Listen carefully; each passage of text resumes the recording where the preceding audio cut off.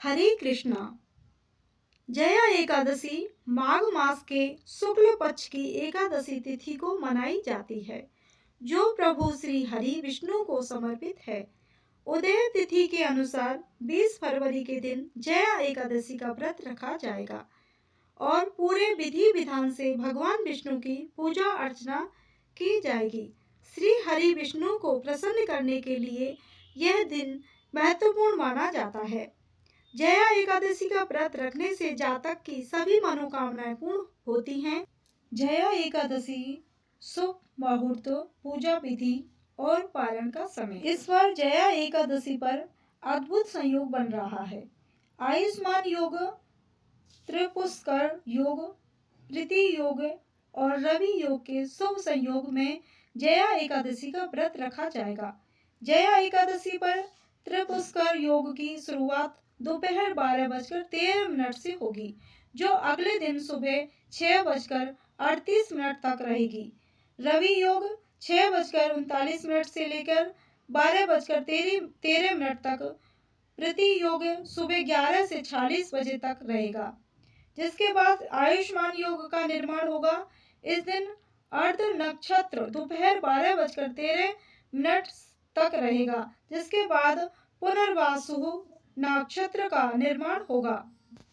एकादशी तिथि प्रारंभ होगी फरवरी 19, 2024 को 8:39 से। एकादशी तिथि समाप्त होगी फरवरी 20, 2024 को 9:55।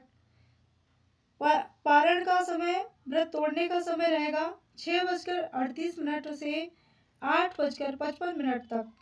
पारण तिथि के दिन द्वादशी समाप्त होने का समय रहेगा 11:27।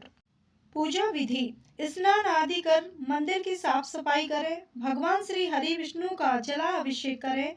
प्रभु का पंचामृत सहित गंगा जल से अभिषेक करें। आप प्रभु को पीला चंदन और पीले पुष्प अर्पित करें। मंदिर में घी का दीपक प्रज्वलित करें। संभव हो तो व्रत रखें और व्रत लेने का संकल्प करें।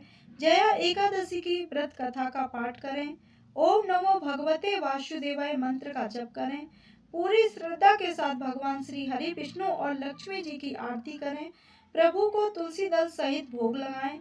अंत में क्षमा प्रार्थना करें। जया एकादशी व्रत कथा। एक बार अर्जुन ने भगवान श्री कृष्ण से पूछा, हे भगवान, आप कृपा कर मुझे माघ माह के शुक्ल पक्ष की एकादशी का महात्मा विस्तार पूर्वक बताएं। माघ शुक्ल पक्ष की एकादशी में किस देवता की पूजा करनी चाहिए और इस एकादशी व्रत की कथा क्या है, उसके करने से किस फल की प्राप्ति होती है, शीघ्र ही बताएं। भगवान श्री कृष्ण बोले, हे अर्जुन, माघ माह के शुक्ल पक्ष की एकादशी को जया एकादशी कहते हैं। इस दिन उपवास करने से मनुष्य, भूत प्रेत, पिशाच आदि की योनियों से छुटकारा मिलता है। इस दिन विधि पूर्वक उपवास व्रत करना चाहिए। मैं अब तुमसे जया एकादशी व्रत की कथा कहता हूँ। एक समय की बात है, नंदन वन में उत्सव का आयोजन हो रहा था। देवता, ऋषि, मुनि सभी उस उत्सव में मौजूद थे। उस समय गंधर्व गा रहे थे तथा गंधर्व कन्याएं नृत्य कर रही थी।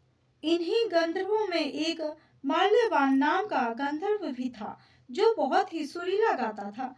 जितनी सुरीली उसकी आवाज थी, उतनी ही रूपवान भी था। गंधर्व कन्याओं में एक पुष्पवती नामक नित्य गंगा भी थी। पुष्पवती नामक गंधर्व कन्या ने माल्यवान नामक गंधर्व को देखते ही उस पर आसक्त हो गई तथा अपने हाव भाव से उसे रिझाने का प्रयास करने लगी। माल्यवान भी उस पुष्पवती पर आसक्त होकर अपने गायन का सुर ताल भूल गया। इससे संगीत की लय टूट गई और संगीत का सारा आनंद बिगड़ गया। सभा में उपस्थित देवगणों को यह अच्छा नहीं लगा। माल्यवान के इस कृत्य से इंद्र भगवान नाराज होकर उन्हें श्राप देते हैं कि स्वर्ग से वंचित होकर मृत्यु लोक में पिशाचों सा जीवन भोगो, क्योंकि तुमने संगीत जैसी पवित्र साधना का तो अपमान किया ही है, साथ ही सभा में उपस्थित गुरुजनों का भी अपमान किया है। इंद्र भगवान के श्राप के प्रभाव से दोनों पृथ्वी पर हिमालय पर्वत के जंगल में पिशाची जीवन व्यतीत करने लगे। पिशाची जीवन बहुत ही कष्टदायक था। दोनों बहुत दुखी थे। एक बार माह के शुक्ल पक्ष की जया एकादशी के दिन संयोगवश दोनों ने कुछ भी भोजन नहीं किया और ना ही कोई पाप कर्म किया। उस दिन मात्र फल फूल खाकर ही पूरा दिन व्यतीत किया। भूख से व्याकुल तथा ठंड के कारण बड़े ही दुख के साथ पीपल वृक्ष के नीचे इन दोनों ने एक दूसरे से सटक कर बड़ी कठिनाई पूर्वक पूरी रात काटी। पूरी रात अपने द्वारा किए गए कृत्य पर पश्चाताप भी करते रहे और भविष्य में इस प्रकार के भूल ना करने की भी ठान लिया था। सुबह होते ही दोनों की मृत्यु हो गई। अनजाने में भी सही उन्होंने एकादशी का उपवास किया था। भगवान के नाम का जागरण भी हो चुका था। परिणाम स्वरूप प्रभु की कृपा से इनकी पिशाच योनि से मुक्ति हो गई और पुनः अपनी अत्यंत सुंदर अप्सरा और गंधर्व की देह धारण करके तथा सुंदर वस्त्रों तथा आभूषणों से अलंकृत होकर दोनों स्वर्ग लोक को चले गए।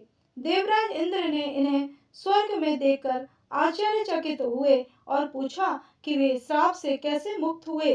तब उन्होंने बताया कि भगवान विष्णु की उन पर कृपा हुई। हमसे अनजाने में माघ शुक्ल एकादशी यानी जया एकादशी का उपवास हो गया, जिसके प्रताप से भगवान विष्णु ने हमें पिशाची जीवन से मुक्त किया। कुछ इस तरह से जया एकादशी का व्रत रखने से भक्त को पूर्व में किए गए पाप कर्मों से मुक्ति मिलती है। एकादशी के दिन भगवान विष्णु का आशीर्वाद पाने के लिए विष्णु चालीसा का पाठ करें। प्रभु को गुड़ और चने की दाल का भोग लगाएं।